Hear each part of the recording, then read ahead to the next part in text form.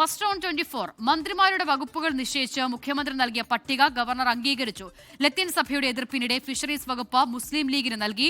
V Abdul Gafoor fisheries വകുപ്പ് കൈകാര്യം ചെയ്യും. അവസാന നിമിഷത്തെ ട്വിസ്റ്റിൽ റവന്യൂ AP അനിൽകുമാറിനും വൈദ്യുതി വകുപ്പ് സണ്ണി ജോസഫിനുമാണ്. ഗവർണർ അംഗീകരിച്ച പട്ടിക 24 പുറത്തുവിട്ടു. ദീപക് ധർമ്മടം വിവരങ്ങൾ നൽകാനായി ചേരുകയാണ്. ദീപക്, പ്രതിഷേധം, തർക്കം ഒക്കെ ഈ പട്ടികയുമായി ബന്ധപ്പെട്ട് നിലനിന്നിരുന്നു. അതുകൊണ്ടാണ് 3 ദിവസം തീരുമാനമെടുക്കാനാകാതെ പോകുകയും ചെയ്തത്. എന്തായാലും ഏറ്റവും അവസാനത്തെ ട്വിസ്റ്റ് സണ്ണി ജോസഫിൽ നിന്നും മാറുന്നു. പ്രധാനപ്പെട്ട ഒരു വകുപ്പ് അത് റവന്യൂ എന്നുള്ളതാണ്. അത് അനിൽകുമാറിലേക്ക് എത്തുകയും സണ്ണി ജോസഫിലേക്ക് വൈദ്യുതി വകുപ്പ് എത്തുകയും ചെയ്യുന്നു. അത് അനിൽകുമാറിന്റെ കൂടി പ്രതിഷേധത്തിന്റെ പശ്ചാത്തലത്തിലായിരുന്നു അല്ലേ ആ തീരുമാനം. ഒപ്പം തന്നെ ഫിഷറീസ് വകുപ്പ് ലീഗിന് വിട്ടു നൽകുന്നു. അസില, ഇതിൽ ഏറ്റവും ആദ്യം പറയേണ്ടത് കേരളത്തിൻ്റെ ക്യാബിനറ്റ് പോർട്ട്ഫോളിയോ ആദ്യം മലയാളി അറിയുന്നത്, പ്രേക്ഷകർ അറിയുന്നത് 24-ലൂടെയാണ്. പട്ടിക ഗവർണർ അംഗീകരിച്ച, മുഖ്യമന്ത്രി ഗവർണർക്ക് കൈമാറിയ പട്ടികയുടെ പകർപ്പാണ്. ആ പട്ടികയാണ് ഇപ്പോൾ 24-ൽ പ്രേക്ഷകർ കാണുന്നത്. ഇതിൽ ഏറ്റവും പ്രധാനപ്പെട്ട കാര്യം, ഏറ്റവും കൂടുതൽ വകുപ്പുകൾ VD സതീശന് തന്നെയാണ്.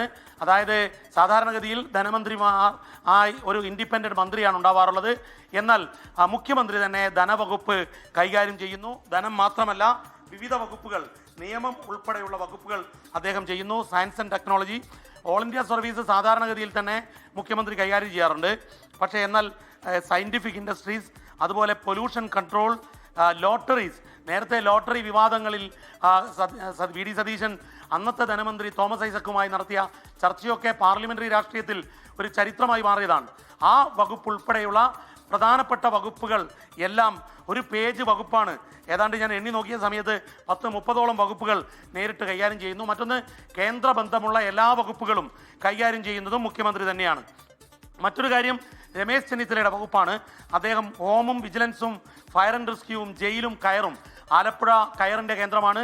ആ വകുപ്പ് കൂടി കൈകാര്യം ചെയ്യുന്നു എന്നുള്ളതാണ് പ്രധാനപ്പെട്ട കാര്യം. സണ്ണി ജോസഫിനാണ് യഥാർത്ഥത്തിൽ ഈ പട്ടിക അവസാനിക്കുമ്പോൾ, പട്ടിക ഗവർണർക്ക് അയക്കുമ്പോൾ തിരിച്ചടി ഉണ്ടായത്. സണ്ണി ജോസഫിന് നേരത്തെ ഏറ്റവും പ്രധാനപ്പെട്ട വകുപ്പ് റവന്യൂ വകുപ്പാണ് തീരുമാനിച്ചത്. കാരണം അദ്ദേഹം KPCC പ്രസിഡന്റ് എന്നുള്ള നിലയിൽ. പക്ഷേ എന്നാൽ റവന്യൂ വകുപ്പ് പെട്ടെന്ന് എടുത്തു മാറ്റുന്നു. അത് AP അനിൽകുമാറിന് നൽകുന്നു.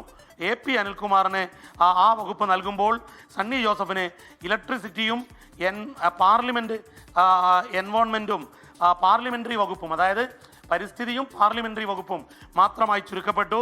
അതേസമയത്ത് മുരളീധരന് അദ്ദേഹത്തിന് നേരത്തെ ഓഫർ ചെയ്ത വകുപ്പുകൾ, അതായത് ആരോഗ്യ വകുപ്പ്, ആരോഗ്യ സർവകലാശാല, അതുപോലെ ആയുഷ് വകുപ്പ്, പിന്നീട് ദേവസ്വം വകുപ്പ്, ആരോഗ്യവും ദേവസ്വവും വേണമെന്ന് നേരത്തെ മുരളി ആവശ്യപ്പെട്ടു.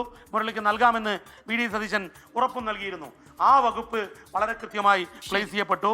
എന്നാൽ അതേസമയത്ത് ഇതിൽ ഏറ്റവും പ്രധാനപ്പെട്ട റവന്യൂ വകുപ്പ് AP അനിൽകുമാറിന് പോകുന്നു. PC വിശ്വനാഥനാണ് ടൂറിസവും സാംസ്കാരിക വകുപ്പും വന്നിരിക്കുന്നത്. M ലിജുവിന് കോർപ്പറേഷൻ, സഹകരണവും എക്സൈസും വരുന്നു. അതുപോലെ തന്നെ റോജി M ജോണിന് ഉന്നത വിദ്യാഭ്യാസ വകുപ്പ്. ഇതുമായി ബന്ധപ്പെട്ട് പറയാനുള്ളത്, ഉന്നത വിദ്യാഭ്യാസ വകുപ്പ് ലീഗിൽ നിന്നും എടുത്തതാണ്. നേരത്തെ വിദ്യാഭ്യാസ വകുപ്പും ഉന്നത വിദ്യാഭ്യാസ വകുപ്പും ലീഗിന്റെ വകുപ്പായിരുന്നു.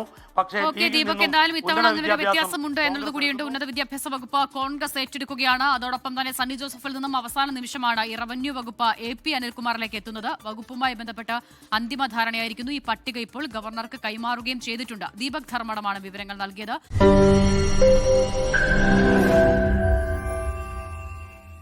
ലോകത്തെവിടെയായാലും ഏത് സമയത്തും 24 വാർത്തകളും ഓഗ്മെന്റഡ് റിയാലിറ്റി പാക്കേജുകളും എക്സ്പ്ലെയിനറുകളും വിശദമായി കാണാൻ ഞങ്ങളുടെ YouTube ചാനൽ നിങ്ങൾക്ക് സബ്സ്ക്രൈബ് ചെയ്യാം.